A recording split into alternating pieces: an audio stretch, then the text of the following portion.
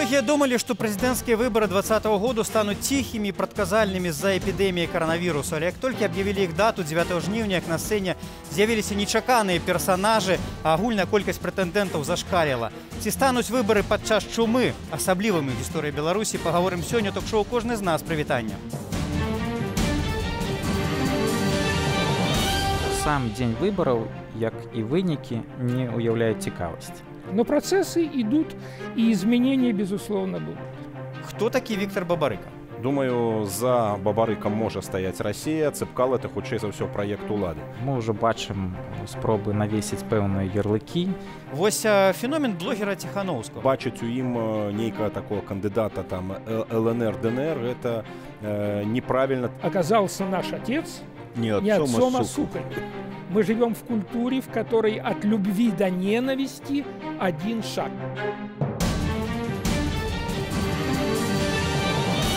Арсень Сівецкі, кіраўнік Цэнтра стратэгічных і знешнепалітычных даследаванняў. Ці чакалі вы, што такая актыўнасць будзе на выбарах падчас эпідэміі? Я, калі казаць чэсна, не чакаў такой актыўнасці, але тым не менш было зразумела, што выбары могуць пайсці па непрадказальнаму сцэнару.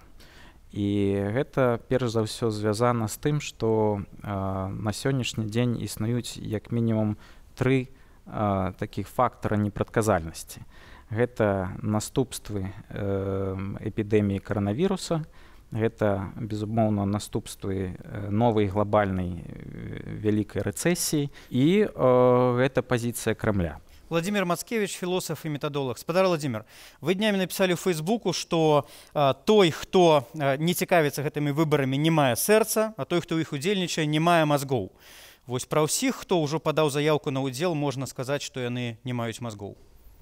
Калі не западаць на прыгажосць выказванняў, на афарызмы там і так далей, то ў пэўным сэнсе так. Бо, ведаеце, я ніяк не згодны з Арсенам. Не думаю, што нейкія знешнепалітычныя фактары ўплываюць на сцэнар гэтых выбараў. Сцэнар быў падрыхтаваны да каранавіруса, і пакуль усё ажыццяўляецца менавіта так. Владимир Прокопович, вы 10 гадоў таму былі кандыдатам на прэзідэнта, ну і вот па словах Владимира Мацкевича ўжо тады ўсе кандыдаты як бы былі без мазгоў, што ў прынцыпе ў гэта лезлі ўсё. Вось як вы ацэньваеце такую канстатацыю факта? Так развешивать одразу ярлыкі, вось гэты спойлер, а гэты спарринг-партнёр, я б не стал. Люди все-таки разумеют, что ситуация такая хисткая, и чему б не рызыкнуть? А может быть, чему не? Вот я по-чалавечы, я сябе вспоминаю в 2010 году, когда я прымаў рашэнне. Думаю, ну, с одного боку, ну чаго я туды полезу, палітыку, дзе паэзія, дзе палітыка? Але сорамна проста жыць і нічога не рабіць, калі вот творыцца такого ў той краіне. А гарэну гарам напішу я ці не напішу лішнюю кнігу, а раптам. Тым больш, што тады адносіны паміж Расіяй і Беларусі вельмі ускладніліся, і помніце, і хросны бацька. І мне здалося, што з расійскага боку можа неяк хітацца. Сэрцам кіраваліся ўсё ж такі, Владимир Прокопович. Сэрцам, а не розумам. Ну а што у паэта ёсць? Да, сэрца, душа. І я лічу, што это не самае кепскае, што... Не самае кепскае, але ж без мазгоў. Можна мець. В гэтым годзе апозіцыя проста показала сябе ва ўсёй красе. Вот мы разлічвалі на тое, што, скажем, я, Статкевич, людзі, якія да гэтай пары перакананы ў тым, што пры Лукашэнку ніякага развіцця Беларусі не можа быць, і ён можа быць змецены толькі волей народа, толькі праз плошчу, праз вуліцу.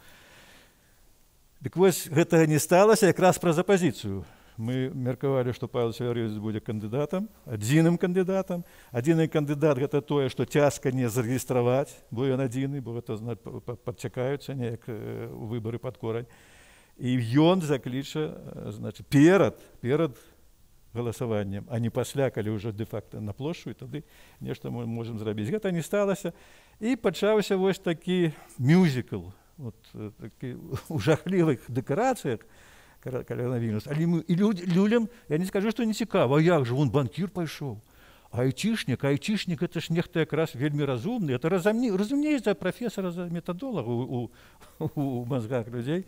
Так, спадар Павел, тут уже прагучала, што вы просто расчаравалі надзеі Владзіміра Некляева, што ён бачыў у вас адзінага кандыдата, які яшчэ да выбараў на плошчы зменіць лёс краіны, вы вырашылі не ўдзельнічаць, не балатавацца. Чаму? Ну, трэба сказаць, што кампанія, якую мы пачыналі, якая пачалася даволі прыгожа, вось гэтыя галасаванні праймеріс, праўдзівыя, значыць, галасы, усе затаіўшы дыханне чакаюць, калі са скрынак там выйдзе воля народа, вось гэта паказала, што ідэя-то, ў прынцыпе, была здаровая. Але, па-першае, сыграў рэжым, па-другое, сябры аказаліся, калегі аказаліся не гатовыя да спакушэнняў, які рэжым прадстаўляе. Аднаму з кандыдатаў падсыпалі галасоў, каб было больш, вялі яго на адзінага ад апазіцыі, ну і гэту дапамогу райвыканкамаў дзесяткі людзей у кожным горадзе прынялі. І адначасова бахнуў каранавірус. То бок, калі гэта каранавірус у дадатку, мы не можам запрашаць людзей на масавыя мерапрыемствы, все зачыняецца, хадоў далей няма. І, ў прынцыпе, нават масавыя акцыі пратэсту, якія я планаваў рабіць пасля абвяшчэння так званых выбараў, зараз немагчымыя. Мы не можам заклікаць людзей да таго, што робіць Лукашенко. Ён робіць парады, ён робіць все іншае. Таму мала людзей выйшла у падтрымку Ціханаўскага. Іх пабралі, 120 чалавек арыштавалі, зараз яшчэ ідуць суды. Таму трэба разумець, што зараз галоўнае – это захаваць людзей. Зараз галоўнае, што трэба рабіць грамадскае непадпарадкаванне. Трэба паказваць, ствараць і паказваць большасць людзей там, дзе адбываецца байкот Лукашэнкі. Не павялі дзяцей у школы, зараз кажуць 41%. Ну а па нашых дадзеных 80% не павялі дзяцей у школы на загад Лукашэнкі. Мы разумеем, што не ідуць большасць ні на суботнік, ні на парад. Парадзе на два парадкі менш людзей удзельнічаюць, чым звычайна ў такіх парадах. Гэта ўжо сістэма з народа. Народ бачыць, што нас большасць, і мы не выконваем распараджэнне Лукашэнкі. Закончыцца так это вось яна, беларуская рэвалюцыя, дзяцей у школу не вадзіць. Так насамрэч, это пачынаецца з таго. Беларуская рэвалюцыя можа выглядаць так: нічога не рабіць, не карміць гэты рэжым, эканамічны байкот, Белнафтахіма, значыць, Беларусбанка, кашалькоў Лукашэнкі, кароны, табакерак і так далей. Гэта можа прывесці да таго, што ва ўмовах эканамічнага крызісу, пра які Арсень казаў, это прывядзе ўжо ў восені проста да калапсу, а там ужо пачнецца хістанне элітаў. Вось на гэты раскол элітаў мы і разлічваем. Мы зараз рыхтуемся да нацыянальнай забастоўкі, рыхтуемся да масавых акцыяў пратэсту пасля сыходу пандэміі, таму што фактычна іншых хадоў пакуль пры пандэміі няма. Послухайте, ну вот спадар Сергей Некалюк, палітолог, да вас пытанне. Вот Павел сказаў, што ва ўмовах пандэміі плошча, як бы рэвалюцыя на вуліцы немагчымая. У той жа час ужо многія не вераць, што праз выбары ў прынцыпе ў Беларусі можа памяняцца ўлада і сітуацыя. Так вось гэтыя выбары, якія будуць у жніўні, яны могуць нешта увогуле цікавае, новае, нечаканае прынесці? Ну, если воспользоваться формулой Владимира Мацкевича, у меня нет ни сердца и ни мозгов. Уже давно я не воспринимаю выборы, причем выборы всех уровней, как выборы. И ничего от них не жду, и никогда не взвешиваю шансы кандидатов и так далее.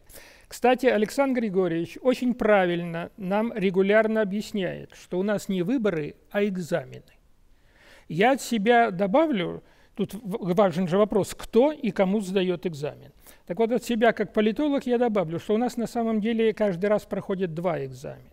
Первый экзамен – это Александр Григорьевич сдает его обществу, потому что на самом деле легитимность, такое понятие для современных даже самодержавцев, очень важна. Очень важна. А второй экзамен – это бюрократия сдает Александру Григорьевичу. Поэтому там давно все схвачено, все давно расписано. То, что мы сейчас наблюдаем, и активность силовиков, и там своеобразные действия Центральной избирательной комиссии, это все в русле давно подготовлено. Иной вопрос. Я в этом плане не жду никаких чудес от этих выборов, несмотря на то, что вот факторы, которые три здесь были упомянуты, они, безусловно, действуют. И то, что случится после выборов, и, конечно, не через месяц и не через два, это интересно. Идут процессы. Я хочу просто обратить внимание на свои любимые цифры. В нулевые годы у нас средние темпы роста были 7,4% в год. Сейчас у нас последний год десятых годов, у нас темпы роста 1,1.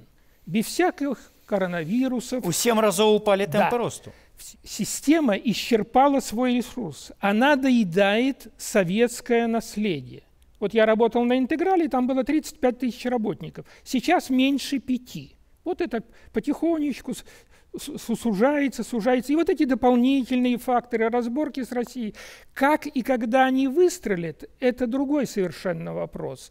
Но оппозиция, как показывает история, в изменении этой системы никогда никакой роли не играла.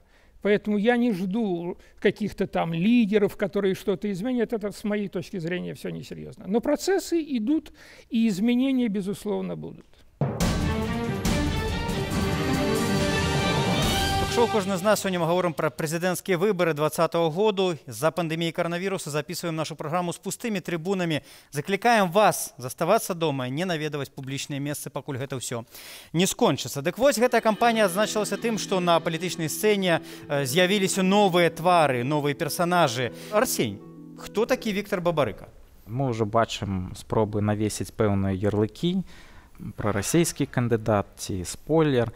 Мне падаецца, што пакуль рана казаць аб тым, кім спадар Бабарыка з'яўляецца на самой справе. Самыя цікавыя працэсы пачнуцца пасля абвяшчэння рэзультатаў выбараў. І вось гэта той момант будзе для кандыдатаў, які высветліць, хто кім з іх является на самой справе і якія рэальныя амбіцыі яны маюць у беларускай палітыцы. Послухайте, ну вось одно з меркаванняў, которое зараз выказвалася, што і Бабарыка, і Цэпкала — это людзі, якім ёсць што губляць. Один банкір, я думаю, ёсць што губляць, у другого катэдж за бібліятэкай, які ён нібыта там хутка прадаў. Вось это можа быць сапраўды вось безумству храбрых паём мы песню. Вот неважна, што мы страцім, паспрабуем. Ну, маё асабістае меркаванне, што Бабарыка і Цэпкала вырашылі вылучацца для ўдзелу ў гэтай кампаніі, маючы пэўныя гаранты. У Беларусі ці па-за межамі? Вось гэта іншае пытанне. Павел, як вы думаеце, вось стаіць за Бабарыкам і Цэпкалам нехта ў Беларусі ці па-за межамі? Думаю, за Бабарыкам можа стаяць Расія, Цэпкал — это хутчэй за ўсё праект улады. У рэальнасці нерэгістрацыя альбо рэгістрацыя паказвае, хто з іх чый. Калі зарэгістравалі, значыць, это сістэма альбо выгаднай сістэме. Калі не зарэгістравалі, пабойваюцца ад беларускага народу, ад Расіі і так далей.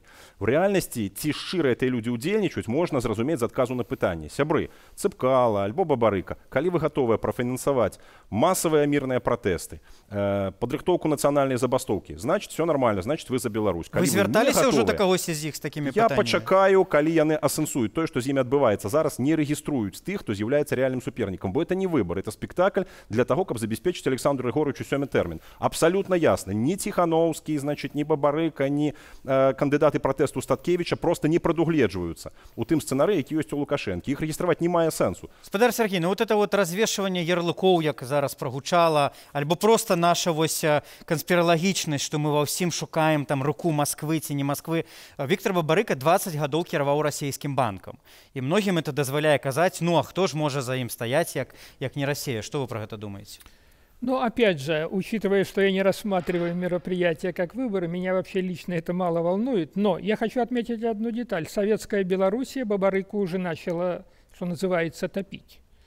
Так что сказать, что это прямо, вот, допустим, он фейк, если от белорусских властей, я бы на это не решился. Вот. Но, понимаете, все это ведь не так важно. Все это не так важно, и будут ли протесты, не будут. Тут я обращу внимание на другое. Как тут теряется власть? Есть такой замечательный термин в политологии. Жизнь уходит из системы. Давайте вспомним судьбу Горбачева. Как он закончил? Он приходил в свой кабинет и сидел, да? Единственные решения, которые выполнялись Горбачева, это решения о награждениях. А в это время возникает другой центр власти вокруг Ельцина, и там бурлит какая-то жизнь. Да? Поэтому, с моей точки зрения, если эти выборы как раз пройдут тихо, а при этом, что очень важно, проблемы коронавируса, которые волнуют каждого, даже волнуют здесь вот сидящих в студии, будут усиливаться, и в этом плане желание, ну, и страхи людей, и политика, которая официально проводится, окажутся, так сказать, на перпендикулярных курсах, то вот эти выборы, не сами выборы, не их итоги, вот непосредственные там, которые будут объявлены, могут потом со временем очень сильно аукнуться. Спадар Сергей, ну вот глядите, то, что Арсень сказал, сказаў, што раз яны прынялі рашэнне ўдзельнічаць, то напэўна яны маюць нейкія гарантыі, што іх пасля гэтага не грохнуць у пераносным сэнсе, так? Вот што вы думаеце, статусныя людзі, якім ёсць што губляць, для чаго ім рызыкаваць? Калі вынік выбораў мы з вами усе ведаем, для чего им ризиковать? Ну, вы мне предлагаете, у меня своих мозгов нет, а я сейчас должен подключить мозги Бабарыки, да? Возможно, у этого человека, а у него, кстати, умерла жена, и он очень тяжело это перенес, ему вот эти наши проблемы, еще какие-то лишние деньги и так далее, и что он потеряет, его это уже может не волновать. Понимаете, судить о том, чем он рискует, ну, у нас же могут и в тюрьму посадить. Это действительно риск. А возможно, какие-то материальные потери, и после 20 лет на такой должности, лишение этой должности уже не является для него серьезной какой-то утратой. Ну, глядите, спадар Владимир, вот вы сказали, что Бабарыка и Цыпкала, на вашу думку, кіраваліся тым же, чым вы кіраваліся 10 гадоў таму, а раптам. Ну, все бачили, что было з Некляевым пасля гэтага. Вас ледзьве не забили у дзень выбораў, вы былі за кратамі. По-моему, гэта добры як бы прыклад для кожнага, хто на ваше месца сябе ставіць. Я разумеў, што ў выпадку пройгрышу это будзе мне каштаваць дорага. І мы пралічваем, мы сядзелі, штабам пралічвалі, ну так налічылі, што это можа быць 5 гадоў турмы, но я так прыкінуў, колькі мне будзе, можа яшчэ і выжыву. Это правда, я кажу. Мы нават там мне сказали, што прыедуць і снайперы. Там. Смешна ўжо цяпер это ўсё згадваць, але нават бромі камізэльку купілі. Цяжка насамрэч сказаць, што блукае ў чалавеку, калі ён прымае такое непростае рашэнне. Хачу сказаць адно. Калі мы ўсе перакананы, я маю на ўвазе не толькі тых, хто ў студыі, а тых, хто за студыі, хто зараз нас глядзіць і слухае, што на выборах гэтых так званых сябе прызначыць зноў кіраўніком краіны Лукашенко, то якая розніца, хто гэтыя людзі, якія вылучаюцца? Спойлеры яны, не спойлеры, спарринг-партнёры. Што мы, это можа гэта вот дзеля гэта, знаеце, і закінута, каб мы вот зараз сядзелі і пра гэта талдычылі, пакідаючы за межамі ўсё наістотнае. Владимир Прокопович, ёсць адзін сэнс толькі ў гэтым. Марныя спадзяванні, марныя надзеі. Не, лепш спадзявацца, і хай сабе марна, але на нешта спадзявацца. І тады нечага чалавек дасягае і нешта дзеля гэтага робіць. Давайте мы без мітаў. Белгазпромбанк называецца Бел, Газпром і так далей. Але гэта не расійскі банк. Гэта банк Алімп створаны быў яшчэ адным з протаалігаркаў Пупейка на пачатку 90-х гадоў. Потым, калі ўзначальваў банк Селяўка, быў такі банкір пасля Пупейкі, ён стаў дырэктарам банку, каб пазбавіцца гіперкантролю з боку беларускіх уладаў, яны ляглі пад Газпром. Насамрэч, там вот просто так, ведаеце, раз такая назва, так адразу расійскі банк. Што тычыцца самого Бабарыкі, то ён вельмі падабаўся мне як грамадскі дзеяч. Арт Корпорейшн, ОК-16, выставы, вось гэта набыццё рарытэтаў мастацкіх для Беларусі, вяртанне спадчыны на Беларусь. Вось гэта краўдфандынгавая кампанія, якая без падтрымкі Бабарыкі не магла быць створана Эдуардам і так далей. Ён шмат добрага зрабіў для Беларусі. Ну, іншая справа, што трохі насцярожваюць яго апошнія выказванні, а так ён наш чалавек. Іншая справа, што калі мяне пераконваюць, што ён ад адчаю пайшоў, то давайте вось сістэмна разглядаць. Памятаеце Кныровіча, які публічна пачаў вельмі рэзка выказвацца адносна эканамічнай мадэлі, палітыкі і так далей, да? Бо потым сеў, яго пасадзілі на 5 гадоў, здаецца. Чалавека прарвала, калі ўжо вядома, што ён папаўся ў пастку, ну і далей яму губляць няма чаго. Я не выключаю такой магчымасці з Бабарыкай, што на ім згусціліся там нейкія тучы, ён разумее гэта, таму ён сыходзіць з банку і так далей. Але, ведаючы, што такое паліттэхналогіі, я зноў скажу резка, да, з'яўляецца велізарным глупствам, калі кандыдат у хай сабе прэзідэнты, нават не прэзідэнты, ідзе ў палітыку, разлічваючы на свае грошы. Гэта не бывае, гэта глупства. Колькі б у цябе не было грошай, Палітыка не прадугледжвае укладанне сваіх асабістых грошай у гэтую кампанію. Патрэбна, каб была падтрымка слою сацыяльнага там і так далей. Да? Калі такая праца была праведзена Бабарыкай, я думаю, што і я, і Арсен, і Сергей гэта заўважылі б. Это немагчыма схаваць з публічнай інфармацыйнай прасторы. Я не бачу. Сапраўды я хацеў бы пагадзіцца са спадаром Владзімірам, калі казаць пра тое, што сцэнар гэтай выбарчай кампаніі уладамі быў ужо выпрацаваны значна раней. Але калі ён выпрацоўваўся, мне падаецца, не ўлічваліся такія фактары, як эпідэмія каранавіруса і не было ж. Так, і, безумоўна, новая хваля глобальнага эканамічнага крызісу. І з гэтага пункту гледжання сам дзень выбараў, як і вынікі, які ўжо мы ведаем, яны не ўяўляюць цікавасць. Вось самыя цікавыя працэсы пачнуцца потым, таму што самі выбары могуць стаць пачаткам працэсу дэлегітымізацыі сістэмы. Асабліва, калі Александр Лукашенко і сістэма не здолеюць эфектыўна супрацьстаяць негатыўным наступствам, як эпідэміялагічнай сітуацыі, якая будзе пагаршацца ў бліжэйшыя месяцы, так і сацыяльна-эканамічнай. І тут самае цікавае якраз тое, вакол якіх фігур потым пачнуць узнікаць цэнтры новай улады, нефармальнай. І як у гэта будзе гуляць Крэмль. Павел, хочу у вас запытацца, мы ўжо абмеркавалі Бабарыку, Цапкалу. Вось феномен блогера Ціхановскага, які за паўгода набраў амаль 200 000 падпісчыкаў. Падпісчыкаў ужо вінцяць на сустрэчах з самім блогерам. Ён робіцца пазнавальным, папулярным чалавекам. Што вы пра яго мяркуеце? Ціхановскі вельмі класна працуе. Пры мне ён у эфіры некалькі разоў лаяў не толькі Лукашэнку, дзесяткі разоў, але і Пуціна. То бок бачыць у ім нейкага такого кандыдата там ЛНР, ДНР, это неправільна тыя, хто кажуць, што это адкрытая рука Масквы, мне не зразумела, на якіх доказах это будуецца. Ён працуе вельмі прафесійна, ён працуе класна, ён выклікае павагу, і, канешне, тое, што зараз б'юць нашых з вами людзей, б'юць, в тым ліку і сябраў апазіцыі, хрысціянскай дэмакратыі, тых, хто першы раз прыйшоў. Таму, в прынцыпе, яму ўдалося падняць этую хвалю. Мы зараз салідарныя з Ціхановскім. Рано ці позна, канешне, стане ясна, што за гэтым стаіць ці шчырасць на 100%, як это бачна. Можа быць, это таксама нейкі сцэнар, але тое, што ён зараз робіць, ён падымае людзей на змаганні. Бо самае галоўнае, што адбываецца, это сапраўды не выбары зараз. Я пагаджуся з Владзімірам Пракопавічам. Зараз самае галоўнае, это тое, што тысячы людзей паміраюць зараз, задыхаюцца зараз ад таго, што Лукашенко правёў заражэнне па ўсёй Беларусі, ад таго, што не падрыхтавалі дактароў. Ён падымае рускамоўных, ён падымае тых, да каго я бы не мог дагрукацца, па-беларуску ў тым ліку.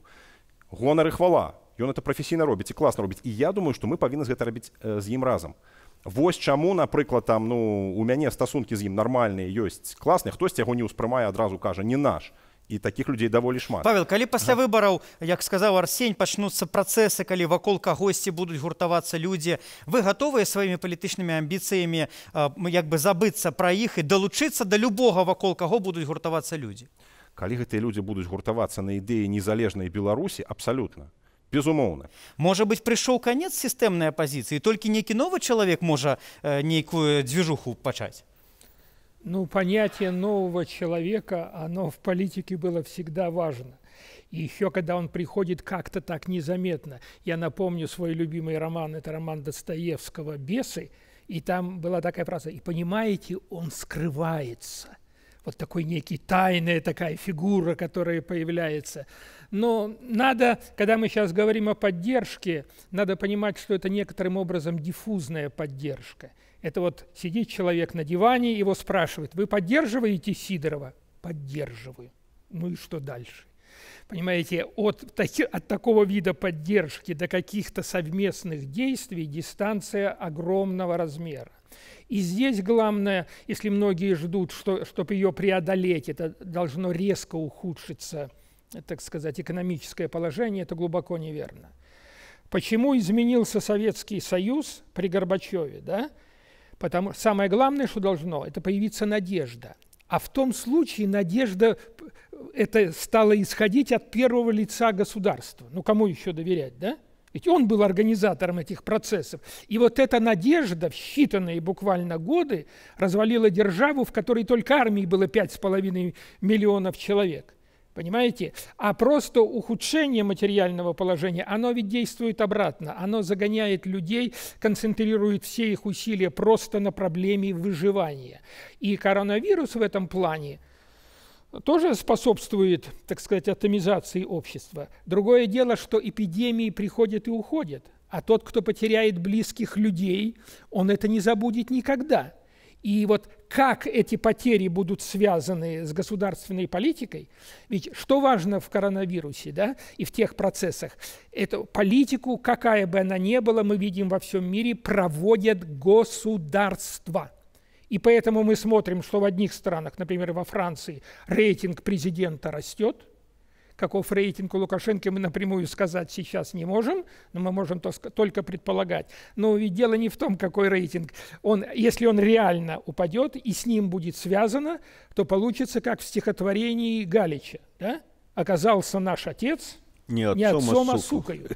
И это в рамках нашей глобальной культуры. Мы живем в культуре, в которой от любви до ненависти один шаг. И судьба того же Горбачева, и судьба того же Ельцина показала. Они начинали на пике популярности, как политики, а сегодня в России нет, наверное, более политиков, которые бы все проклинали. Я лічу, што галоўнымі канкурэнтамі для Александра Лукашенко на гэтых выбарах будзе эпідэмія коронавіруса, глобальны эканамічны крызіс і Кремль. Перспективы в целом для страны невеселые. Я веру ў тое, што ні Кремль, ні Лукашенко, ягоная сям'я, менавіта беларускі народ выйдзе пераможцам.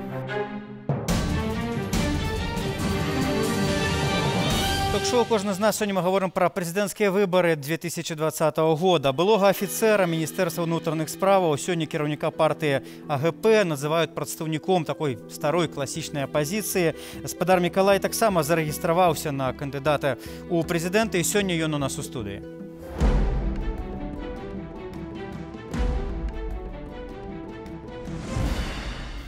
Спадар Миколай, вы нечакана стали пераможцам онлайн-этапу праймерис, тому что до гэтага, пакуль вы ездили, Павел Северинец был лидером. Вы подали таксама документы на кандидата на президента. Ваша инициативная группа символичная по колькости 121 человек, такая ж, як у Ярося Губаревича и Ольги Ковальковой. Вот ваши мэты у гэтай выборчай кампании якія? Ну, прежде всего, мы решили для себя невозможным участие полноценное в выборах, потому что в условиях эпидемии невозможно полноценно их провести, избирательную кампанию, я имею в виду. Это не сбор подписей невозможен, если мы к этому относимся ответственно. Это период агитации, да, когда надо ездить, которая предполагает поездки по регионам, сбор людей, все, что мы любим, да. Поэтому, на мой взгляд, все ответственные люди, наверное, должны были поступить так же. И наша главная цель в этом – это отложить, перенести выборы, сделать по примеру Польши, потому что, ну, сложно сейчас говорить об избирательной кампании. Сейчас эпидемия – золотое время для фальсификации. Это закрыты границы, то есть международных наблюдателей не будет, то есть совершенно развязаны руки у мадам Ермошиной. А ранее, да? вы хотите сказать, было не так? А ранее все-таки они делали это все с оглядкой. Вот, поэтому вот мы приняли такое решение, и под лозунгом «Беларусь без диктатуры» вот мы заходим в эту кампанию как раз для того, чтобы агитировать и говорить о том, что выборы необходимо перенести. Спадар Миколай, ну я не ведаю, ці чулі вы за кулісамі, вось Владимир Мацкевич сказал, что у всех, кто удзельнічаюць у выборах, у іх няма мозгов. Но атрымліваецца, про вас он таксама такое сказал. Як вы можете это прокомментовать? Ну, я не знаю, я слышал часть вашей беседы значительную, и вам скажу по ощущениям, мне хотелось, как сказать, заплакать от бессилия. Вот настолько господа эксперты к этому относятся как-то с таким, ну, все пропало, да, что, ну, мне остается пожать плечами. И где в этой ситуации белорусы, которых я встречаю, которых я вижу, которые пишут в Фейсбуке, которые вот сейчас в ситуации с Бабарикой массово записались. К нам приходит масса людей, которые готовы наблюдать. Может быть, они не совсем еще понимают об опасности, да, вот, всего этого, но они, тем не менее, идут. То есть мы видим, что процессы в белорусском обществе, да, они начались. И говорить о том, что у Лукашенко какая-то поддержка, я просто не могу. Я не встречаю таких людей. Может быть, я не по тем улицам хожу. Может быть, я не бываю в тех магазинах. Может быть, меня возят иногда время от времени используют таксисты, которые вот прямо из оппозиции. Но я не слышу ни одного хорошего слова, будь то старики, молодые люди или среднего возраста, ни одного хорошего слова в адрес власти. Касается это экономики, касается это пандемии. Спадар Миколай, а вось эти все процессы, якія вы описываете, якія не могут дать вынік? Это может быть вынік у день выборов, до выборов, после выборов? Какой вы вынік вот хотите от того или иного? На мой взгляд, да, вот люди, они же все примерно одинаковые. И когда раздражение растет, да, вот когда человек закипает, вот есть последняя капля, когда все, терпеть больше нету мочи. И у меня ощущение, что у большинства людей вот эта точка кипения, они подошли к ней напрямую. Спадар Миколай, что вы думаете про новых персонажей на политической арене Бабарыку, Цепкалу и Тихановского? Ну, давайте подождем, давайте посмотрим. В некоторых моментах они даже вызывают какое-то, ну, какие-то положительные чувства. Возьмем Бабарику, да? Вот все-таки банк связан с «Газпромом». Я правильно понимаю? Но мы все знаем, что российские банки, как и белорусские, это тихая гавань для чекистов, если мы посмотрим всю эту службу безопасности, да? А в России это ФСБ, то же самое и «Газпром». Значит, наверное, когда назначали, если есть такая взаимосвязь, да, между «Газпромом» прямая и ВТБ банком, наверное, человек все-таки ну, не вызвал каких-то там ну, противоречий, да, с одной стороны. С другой стороны, он все-таки вышел, и даже складывается впечатление, что это такое спонтанное решение. Но давайте посмотрим, как его зарегистрируют. Вообще, что он как-то невнятно говорит о независимости. Я никак не могу понять, как он к этому относится. Он вроде говорит... Спадар Миколай, ну вот глядите, якби Павла Северинца мы ведаем давно, якби мы разумеем, что хутчэй за все это там не рука Москвы, а про всех новых мы тут начинаем одразу думать, ці не рука это Москвы. Вы былы милиционер. Так. Вот вы за этими 3 людьми что-нибудь отчуваете не то? Вы знаете, я к этому отношусь профессионально, поэтому так вот услышал и сделал вывод, сразу поставил на лоб клеймо, это не профессионально.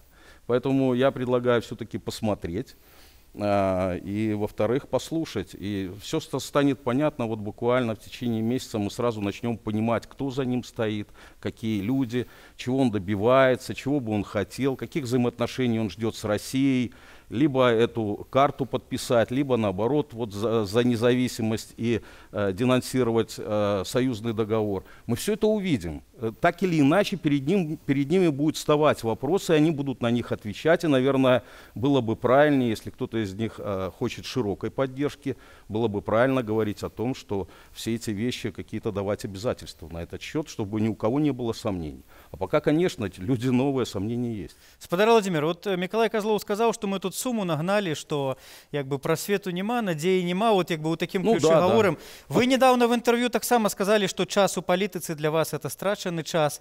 Вот уже коли сами удельники процессу так расчаровались и так говорят, что уже про звычайных белорусов сказать? Я сказал про минулый час, які страчены, бо коли ты не досягнул выніку, ты маешь страченый час. А як яшчэ? Ну, скажем, чи я затратил эти годы на безвынікова, розніца ёсць, і я б за эти годы написал бы там. Так у нас пакуль што ніхто апроч аднаго не дасягнуў вынікаў. Што рабіць? Слухайте, кажем про народ, что вот, и он уже там кипить. Коли кипить, яно туды видно. Увогуле-то до этой кропки еще довольно далеко. Лукашенко на сегодняшний день политику у адносінах да коронавірусу ён прыняў просто праз безвыходнасць, бо іншага рашэння немагчыма было прыняць. Іншае рашэнне — это цалкам падзенне эканомікі, это галодны бунт. Тое самае ён праз выходнасць, я ўжо на яго гляджу, я яго так трошки ведаю, як ён себе паводзіць. І от праз безвыходнасць, ён жа аднойчы сказаў, бо вы хочаце, каб я не пайшоў у прэзідэнты, мяне расстраляли? Ён няма выйсця, да? І вот он прэцца, значит, вот не позабіваў бы ён тых людзей, позабіваў, дык была бы іншая ситуация. Я хочу прокомментировать по поводу закипания. Я ведь 10 лет почти проработал, так сказать, в НИСЭПе, в социологической службе, и большинство этих лет у нас был свой офис в центре города. Так вот, за эти годы я помню только один случай, когда человек, политик, зашел в офис и просто спросил: мужики, расскажите, что происходит в обществе. А между прочим, из 3 аналитиков НИСЭПи 2 было члены ОГП. Никогда ОГП это не интересовало. Более того, попытки ему эти знания навязать, они отталкивались. Но зато каждый выбор, я слышу одно и то же. Мы ходили по подъездам, мы общались с людьми. Ну, конечно, буквально лучше быть над схваткой, смотреть, вот, рядить. Сейчас, вот ОГП там что-то не сделала, обождите. Там христианские демократы как-то пассивно, Я а тут не мы перебиваю. сверху сидим и рядим. Простой критерий. У нас 6000 участковых комиссий. В них работает больше 70 тысяч человек. Это власть или общество? Я думаю, в основном это общество. Каков процент людей и комиссий откажется выполнять указания сверху? Я могу предсказать с точностью до 1 комиссии. Все 100% согласятся. Кстати, зараз был выпадок, кстати, в комиссии... Вы же были в НИСЭПи. Вы можете сказать, какая ротация в этих комиссиях? Вот Никакой из почти. Того. Ну и что? Ну, это 70... это как батальон. Пробачьте, отдельно. Простите, я пробачьте, спадарства. Ротация там есть. И коли вылучают у комиссии людей, так. то на одни выборы их вылучают, например, от Союза женщин. Так. На и разом з ёй сядзець, скажем, там от профсоюза. На наступный раз яны меняются. Ту из профсоюза люди одни и те же, мы в курсе. Нет, сябры, гаворка просто ідзе про тое, што пра што гавораць зараз нашыя героі, про тое, што кожныя выбары адпрацаваная сістэма фальсіфікацыяў дзейнічае аднымі і тымі ж рукамі. І я ўвогуле думаю, па-першае, што в этой студыі няма людзей, которые будуць аспрэчваць тое, што у нас ёсць фальсіфікацыя. Па-другое, людзі, простыя беларусы, я думаю, што у большасці выпадкаў скажуць, ну, напэўна, там ёсць нейкі шахер-махер. Каб пераканацца ў гэтым, мы выйшлі на вуліцы Менска і яшчэ раз запыталіся ў нашых грамадзян: вы верыце ў выбары ў Беларусі? І другое пытанне, якое мы задалі: калі Александр Лукашенко перастане калісьці быць прэзідэнтам, то як гэта адбудзецца? Скажите, калі ласка, ці верыце вы ў сапраўдныя выбары ў Беларусі? Не верила ніколі і цяпер не веру. Смешно, блин. Вы сами-то поняли, что спросили-то? В принципе, конечно, верю. Не верить нельзя. Я считаю, что выборы будут сфальсифицированы в очередной раз этим августом. Я думаю, в крови белоруса верить в самое лепшее, в лепшую долю. Какие выборы могут быть при этой колхозной власти, где страной руководит абсолютно безграмотный, некомпетентный человек с непомерными амбициями? Ой, вы знаете, если я честно скажу, то я не гарантирую, что у меня потом будет все нормально. Яким чынам, на вашу думку, Лукашенко може перестать быть президентом Беларуси? Ну, випадку смерти. Як цар. Ніяким чином. Я веруючий чоловік, я вірю, що він у нас для чего-то, каб поставить наш народ на колени, может, каб завопили к Богу. Ну, если будет достойный кандидат, в которого люди поверят и пойдут за ним. Когда-то же надо уходить на отдых заслуженный. Ну, я считаю так. В худшем случае людям придется выходить. Сам он никогда не уйдет. Либо оттуда что-то, может, корона догонит. Будем надеяться на лучший вариант, чтобы не пострадали люди.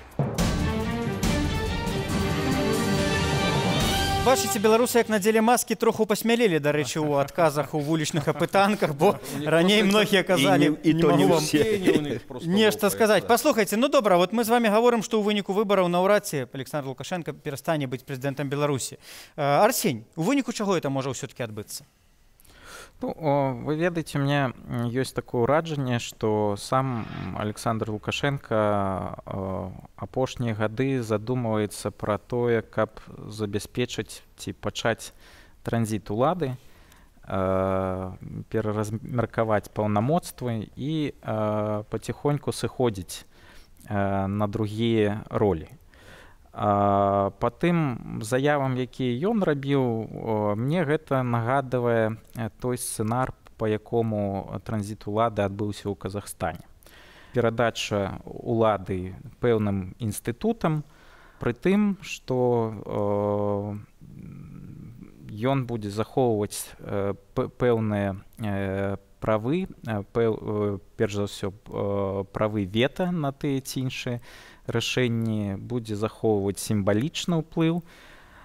Хутчэй за ўсё, пасля абвяшчэння выбараў мы адразу пабачым пачатак вось гэтага працэсу. І тое, што Александр Лукашенко пачаў казаць пра змены ў Канстытуцыі ці прыняцце новай Канстытуцыі, для мяне якраз і з'яўляецца сведчаннем таго, што ён нібыта ўжо падышоў да гэтага моманту, калі ён гатоў, калі не цалкам сысці з беларускай палітыкі, то хаця б падзяліцца гэтай уладай. Павел Северинич уже 5 разоў паківаў незгодна галавой, пакуль вы гаварылі. Павел. Не, Лукашенко, калі просто мы з вами за 26 гадоў навучыліся чытаць яго падтэкст, тое, што ён гаворыць, і тое, што ён мае на ўвазе. Дык ён мае на ўвазе практычна ў кожным выступленні. Вы забярэце ў мяне гэтую ўладу толькі з маіх халодных мёртвых рук. Таму ніякіх спадзяванняў там на тое, што ён з кімсьці падзеліцца, будзе нейкія тонкія матэрыі ўжываць абсалютна няма. Тут ёсць спадзяванне на Господа Бога і на беларускі народ. І трэба разумець, што як толькі захістаецца сітуацыя, беларусы павінны быць на плошчы. Беларусы павінны менавіта там стварыць той цэнтр улады, які будзе нараджаць новую Беларусь, новых лідараў і так далей. Других варыянтаў няма. Будуць сидзець пры гэтым лідары в турме, там ці іх заб'юць, там пры гэтым это уже не важно. То есть трэба будзе рабіць гэтак, таму што іншых легітымных спосабаў не засталося. Да, я тоже считаю, что Лукашенко пока выглядит бодро, по крайней мере бодрится. Мы это по субботнику видим. Он ездил с девчонками саженцы смотреть, или показывать он там ездил. Парад, смотрите эту. То есть он себя чувствует достаточно бодро, и дело даже не в том, что он не отдает власть, потому что опасается преследований. Мне кажется, это уже на втором или на третьем плане. Дело в том, что он уже живет тем, что он родился президентом, он мессия Беларуси. И это вот то, чем уже начинает болеть Путин. В конце концов, я так понимаю, что с течением времени они все заболевают вот этим сверхзначимостью для страны. Мне кажется, это основное, что его удерживает. И я удивляюсь, как, Елбасы все-таки, ушел. Наверное, там совсем со здоровьем было. Как человек, занимавшийся социологией, могу сказать, никакой проблемы Лукашенко в Белоруссии нет. Есть проблема белорусского общества. И давайте посмотрим на СНГ. Все давно наука просчитала. Менялась власть персональная, кроме Прибалтики, конечно, в 18 раз.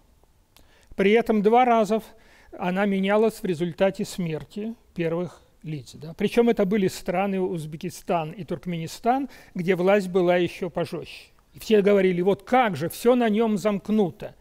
Как это отразилось на этих странах? Никак на самих странах. Но как отразилось на их кланах? Очень печально. Кто-то сел в тюрьму, кто-то лишился своих активов. И я думаю, это чисто теоретическое предположение. Лукашенко, безусловно, эти случаи знает. И для него важно не просто уйти от власти, а уходить постепенно и не теряя контроля. И чтобы видеть, что власть переходит в надежные руки. У него 3 сыновей. То есть приставной шаг в сторону и ушел от власти, это наименее возможно. А вот как отойти постепенно, продолжая контролировать, уже не вмешиваясь почти, это вопрос. Спадар Владимир, вот некалькі экспертаў выказалі меркаванне, што пасля выбараў можа пачацца працэс паступовага сыходу Александра Лукашенко ў цень. Верыце вы ў гэта? Помните, он недавно выступал по телебачению и кажа, вот тут меня Путин попросил с ним поговорить. Ну, я поговорю. Значит, ну і пасля адбылася эта размова, адбылася на тому, што Пуцін псіхануў праз гэты парад. Ну, это зразумела чаму. І з'явілася інфармацыя, што ён урэшце-рэшт у гэтай размове сказаў: ну ладно, ты там парад свой, ну глядзі, не скончы, як Януковіч. Мне это зацікавіла, я патэлефанаваў у Москву, мне ёсць там даволі надзейная крыніца. Ну, не крамлёвец, але амаль там. Я спытаўся, што вот было такое ці не было. Да, ён кажа, так і скончылася размова. Тут ты глядзі, у мяне, значыць, вот, не пойдзе, як Януковіч. Ну, вось пойдзе ён, як Януковіч. Вот што я вам скажу у заключэнні ўсіх нашых разваг, калі будзе паводзіць так сябе далей. Сябры, ну вось, калі людзі ўспамінаюць Александра Лукашенко 94-го года, кажуць, на ягоным баку было тое, што это быў чалавек з народа. Там былы дырэктар Саўгаса, і многія бачылі ў ім вось такога ж простага, як ён сам. Мы падумалі пра тое, што сёння ці спрацаваў бы такі вобраз чалавека з народа, чалавека, які кажа, што нічога асабліва не мае, ды і красці нічога асабліва не збіраецца, і папрасілі Павла Северынца паказаць, як ён жыве.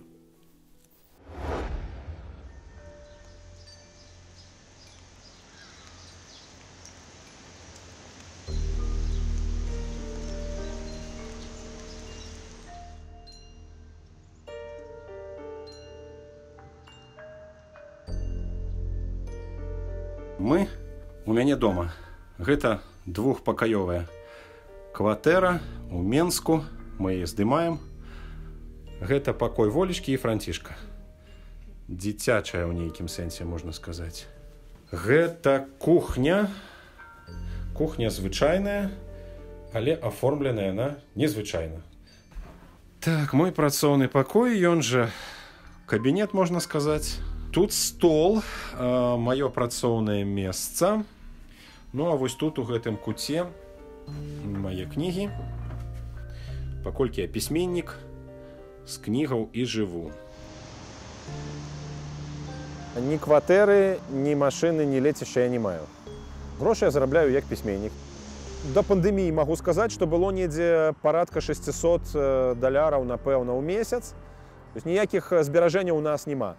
І калі была мэта абагачэння, я бы быў зараз проста паспяховым бізнесоўцам.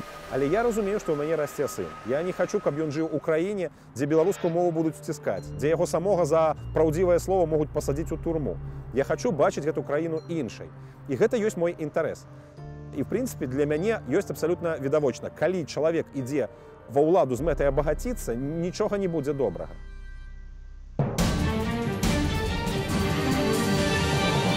Павел, ну вось Ганна Канапацкая на чырвоным ландровере нават абвінаваціла вас, што вы нічога не маеце, ходзіце ў касцюме, які вам падарылі вашыя прыхільнікі. Як жа за вас галасаваць, калі вот вы сабе нават дабрабыт не забяспечылі? Што вы пра гэта думаеце?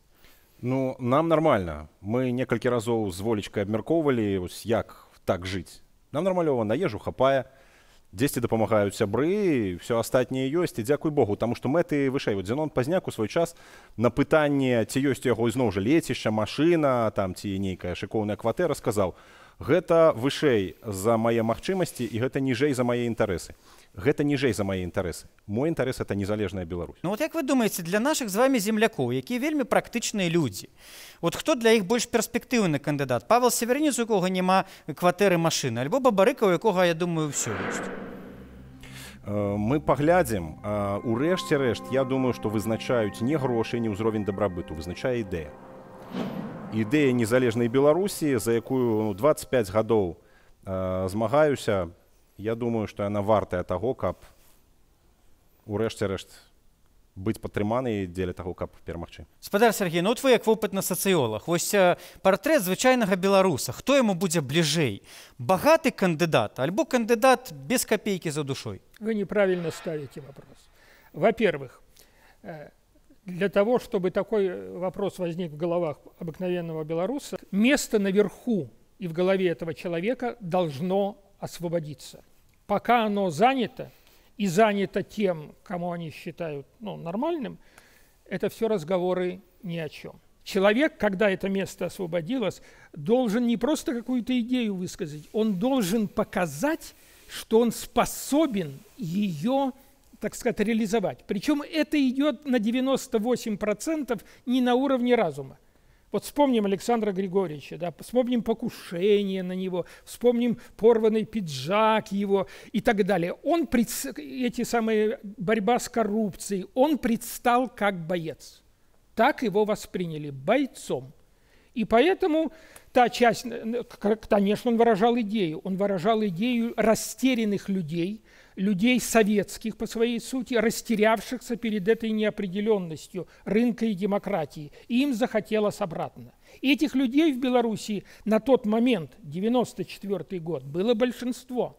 Если бы выборы прошли в 1991-м, как в России, результаты могли бы быть совершенно другими. Обратите внимание, у нас каждый раз, согласно НИСЭПе, независимых кандидатов поддерживает до 30%, а в России 2-3%. Но в 1991 году ситуация была другая. Была еще вот эта волна, которой мы хотели как в Европу, мы хотели демократии, мы хотели выборов. На этой волне победил Ельцин. А в 1989 году при выборах на Горбачевский съезд он получил 92% голосов, являясь опальным политиком, не имея ни денег, ни команды. Но в 1999-м к нему пришла его условно дочка и сказала: папа, при всем любви к власти, хочешь жить, и я хочу жить, надо уходить. Так что надо рассматривать, какие будут ситуации, но просто от того, что человек из народа, это не значит ничего. Я хочу попросить у канцы кожнага вельмі коротка зрабіць такі экспрэс-прагноз. Мне здаецца, все прыйшлі да таго, што ў дзень выбараў як бы нічога асаблівага чакаць не варта, і мы пабачым тыя ж лічбы і тыя ж працэсы, што і звычайна. Так? Но тут няма у нас наіўных людзей у студыі. Што будзе пасля выбараў? Коротка экспрэс-прагноз. Спадар Владзімір.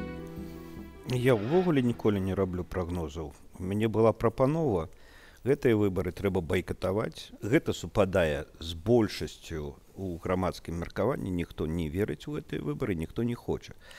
Таму байкот, палітычны крызіс, выхад з палітычнага крызісу праз круглы стол ці перамовы, які пачынаюць устаноўчы сход, і пераўсталяванне дзяржавы. Мая прапанова вядома, я ведаю, што яна непапулярная, а прагнозы, ведаеце, якая дзіўная рэч. Я ніколі не раблю прагнозаў. А яны бяруць і збываюцца, так? Чамусьці, да? Тое, што я кажу, так яно і адбываецца. Толькі таму, што я аналізую гэта вельмі дакладна, амаль матэматычна. Спадар Миколай, что будет после выборов? Мое ощущение такое, что и надежда на то, что мы в этом году все-таки используем это окно возможностей. Я понимаю, что со мной тут никто не согласится, но я считаю, что вместо того, чтобы тут как-то так вот пренебрежительно говорить, что они будут сидеть, мне кажется, каждый должен делать, что должно, а дальше разберемся. Люди, коли им задаешь питание, думают, что будет вот с этим коронавирусом, что мне с этими детьми моими будет. И этот фактор на сегодняшний день основный, и он, конечно, уписывается как бы у того, что сказал один великий философ, коли его спытали, а что было до того, как з'явився свет? И он сказал, что было то самое, что будет после того, как этот свет скончится. Але мы живем все-таки у промежку, між тим, як свет наш почався, і як наш свет скончится. И это называется нашим життям. И я особисто, покуль я знаходжуся у промежку, коли могу бачиться з вами, з тими, хто зараз мене чує, веру в то, что мы поспеем змянить этот свет до того, коли он сам незваротно зменится. Спадар Арсень. Я лічу, што галоўнымі канкурэнтамі для Александра Лукашенка на гэтых выбарах будзе эпідэмія каранавіруса, глобальны эканамічны крызіс і Крэмль. У залежнасці ад таго, наколькі эфектыўна Александр Лукашенко здолее стрымліваць і перамагчы вось гэтыя выклікі, ад гэтага залежыць тое, як будуць развівацца падзеі пасля прэзідэнцкай кампаніі. І мне падаецца, што пакуль, на жаль, усё указвае на тое, што сітуацыя будзе развівацца па негатыўнаму сцэнару, а гэта значыць, што ўжо восенню і зімой ствараюцца падставы для скасавання ці разрыву так званага сацыяльнага кантракту паміж уладай і грамадствам.